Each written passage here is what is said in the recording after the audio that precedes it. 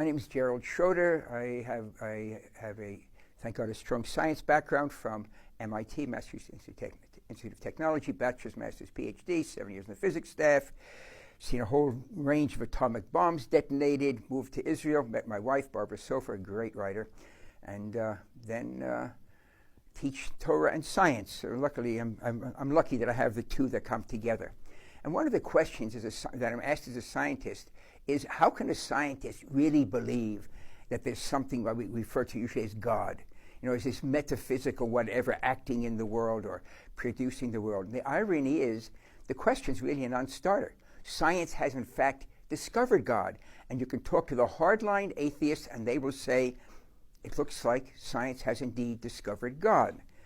And how would that be? Well, if you take the trouble of going to the web and there type in WMAP, the initials for a satellite, it's a diagram that shows the development of the universe from the creation over time. It's a timeline. Every word on that diagram comes from the NASA site. It is the condensed knowledge of the scientific community of how the universe created and how it got to where we are today. Each of the lines, the vertical lines, is another billion years.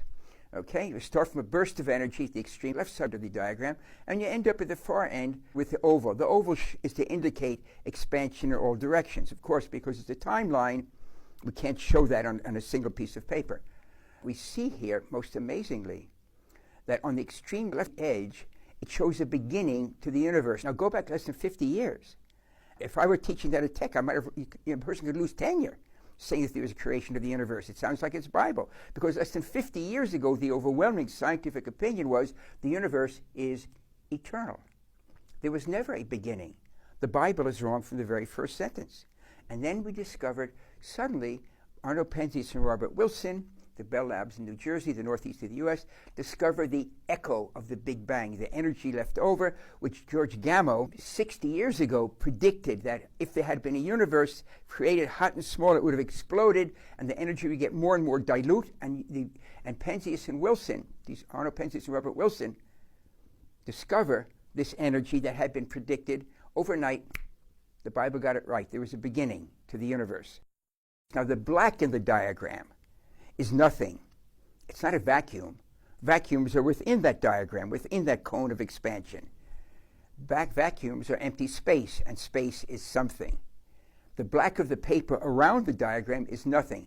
It doesn't fit in our human brain because humans think in a box made of time, space, and matter/energy. No human, as clever as they might be, as expansive as they might be, thinks out of that box. So when we say outside that diagram is nothing, we can use the words, but we can't conceive of nothing. It doesn't fit in the human brain. How are we going to have this idea, is there a God or not? Notice that the creation force isn't the three-letter word G-O-D.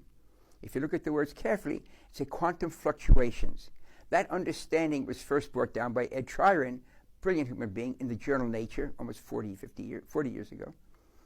The universe allows creation of something from nothing, provided you have the laws of nature, the quantum fluctuation.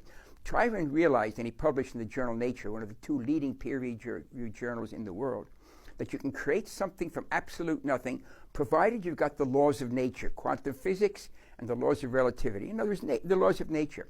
So look what science has discovered. We can create the universe from absolute nothing, provided we have the forces of nature. Now, the laws of nature, the forces of nature aren't physical. They act on the physical. So if they create the universe, that means they predate the universe. So now we have a set of forces, we call them the laws of nature, that are not physical, that are able to act on the physical. They create the physical from absolute nothing. And they predate the universe, which means they predate our understanding of time. Put that together, it sounds very familiar. If you haven't noticed it, that's the biblical definition of God.